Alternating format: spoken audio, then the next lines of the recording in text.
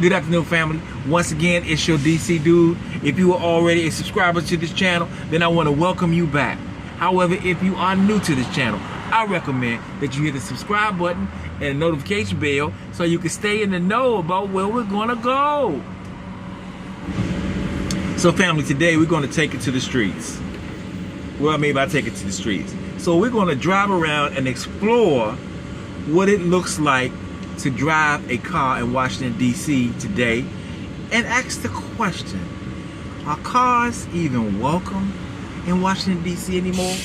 And as you see, I'm driving a bus today. Are buses welcome? No doubt, there are more ways to get around Washington, D.C. than one can shake a stick at, as they used to say.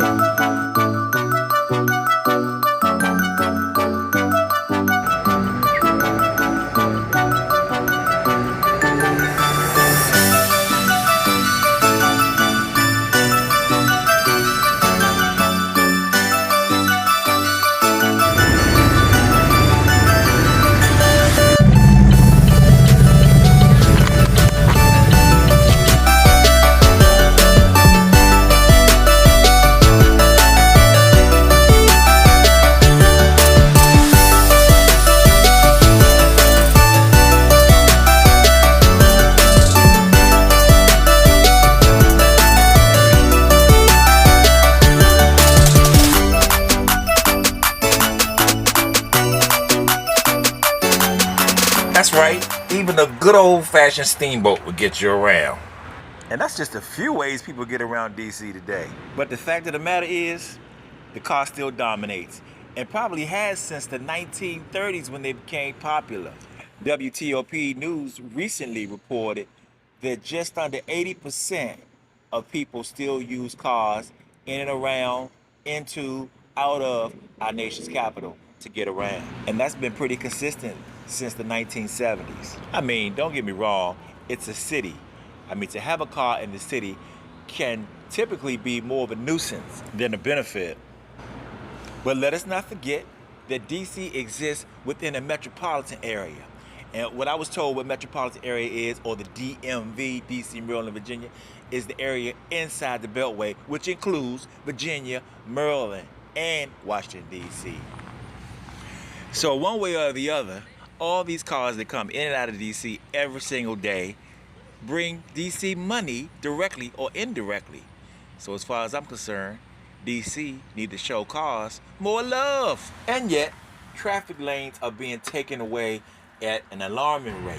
Either temporarily through construction projects, which seem to be all over the city on a regular basis, or the lanes have been taken away in a more permanent way with these sticks that have like invaded the city, popping up all over the place.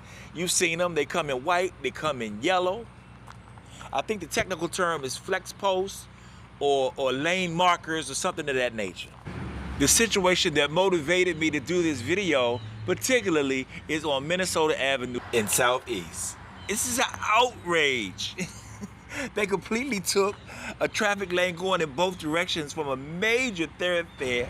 And it's clear that these flex posts have come about mainly for bike lane situations, right? And I get it, safety in bike lanes, but I live over on this side of the river, and being honest, there's just not that kind of bike riding going on over here to disrupt this kind of traffic flow. And then I gotta tell you, it boggles my mind why they have these flex posts in the middle of the street. I mean, at what point do we lose sight that the double lines are in the middle of the street to divide traffic going in each direction? Now we need posts to do that. And it could be because people were just like flying past people. Somebody did tell me there were accidents on Minnesota Avenue, or there was situations on Minnesota Avenue that kind of warranted that. I don't know. If anybody knows, respond in the comment. But to me, it just seems ridiculous.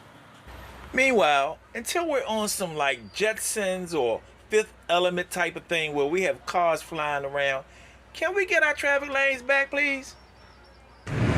Okay, now as for buses, there's a recent article on Washington.org that quoted the mayor as saying this: I gotta read this because I don't want to get any words wrong. She says, "We know that people are the key to our comeback," referring to after pandemic, right? So we love that visitors are coming back to DC. More visitors mean more people supporting our local businesses, more jobs for our residents, and more activity in the city.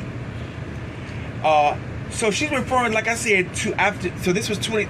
She's referring to 2022 after the pandemic, which there were 20.7 million visitors who spent more than $8 billion supporting more than 84,000 jobs.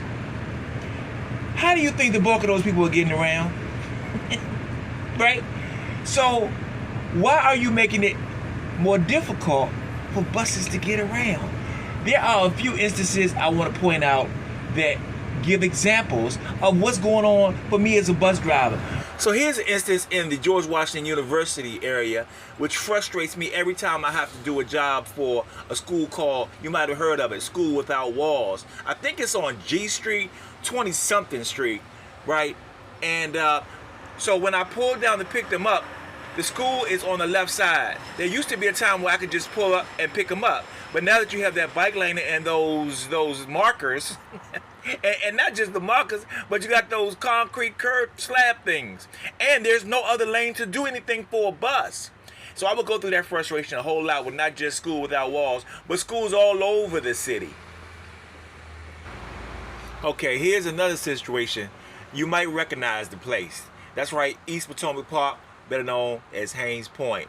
This is a place where we go stage. So staging is what we call when we, for example, take a group or whatever to the museums or wherever they're going, and they're going to be gone for a minute, a period of time, long period of time, sometimes for hours. So we would come down Haynes Point and park. Now before I get to the parking area, this is me entering. Now things have recently changed. This is how it is today. You turn in. It's a challenge for a bus to even do this part, because I'm driving a bus in this video. And that's what we have today. So you see the bike lane on the right side? That wasn't there before. This is what it used to look like. No bike lane, because people ride bikes there without it. This is today with bike lane, and this is before with no bike lane. Now in entering, the real problem is not even the bike lane so much, but this part right here where you come in. Those white lines to the right and that yellow stop sign wasn't there before. So I had to go all the way around that sign, and the challenge was just getting into the park. But also the challenge is, as we go down with this bike lane now, as a bus driver, you have to ride down the center of the lane or you're going to be hitting some trees the whole time going down, right? So that's the first challenge. It's still doable. You can drive down, and when there's no bikes and it's safe to do so, you can be in the middle or whatever. That part is cool. But it's when I get down to the meat of it at this part where we park the buses. See how they got the sticks there right now? I had to go inside right here where those sticks didn't be there. Those flex posts or whatever didn't used to be there. You come down in here and we will park on the left side. And so they removed the lines where buses used to be. Those used to be long bus lines on the left side, and cars were facing in a different direction. I'm going to give you a closer look. See where the lines used to be? See them lines right there that kind of faded away? And how they're going in a different direction than they are now? That's what buses used to pull in. And then coming out, but those are cars on the, you used to park on the right side there. But now coming out is a challenge too. So they got the sticks. Those sticks weren't there before. So what I'm going to have to do as a bus driver, I can't possibly go on the outside of these sticks without rolling over all of them or a few of them. I come on the inside. So loud and clear, no buses staging down at Haynes Point no more. They're going back to what the mayor mentioned, bringing millions of visitors and billions of dollars to the city. Why would you want to discourage that? I'm just saying. But you know what? It's already a no-fly zone in DC. Maybe they're shooting for a no drive zone in DC. You never know where we're going to end up next. So if you want to ride, just click on subscribe.